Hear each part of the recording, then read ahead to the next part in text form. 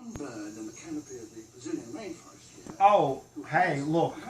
It's the same dude who does every single one of these things.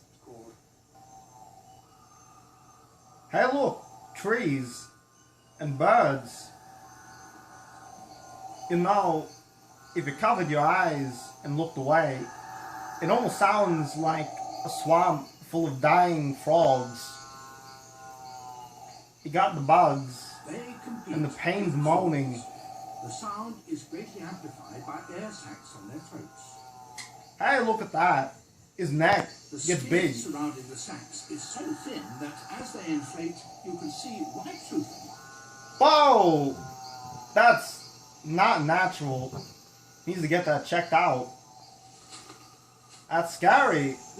Wait, if they look the same, how can he tell if it's a chick who's hitting at him? When a female flies down to the best branch, all the males call with renewed intensity. How does he know it's a girl? For all he knows, it's Jeremy's weird cousin.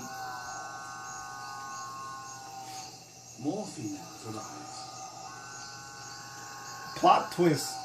They all got the same package under the feathers.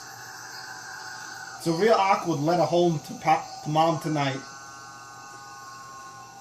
A female tells the male she has chosen him by giving him a peck on the neck. She flutters to the other branch invitingly. It's sort of like human women, except they use hammers and they're out for blood. She tries again. He's not getting it. Whoa! Getting busy tonight. And then he notices a second female. Man, he's getting lucky. None of the males on other branches get a look in.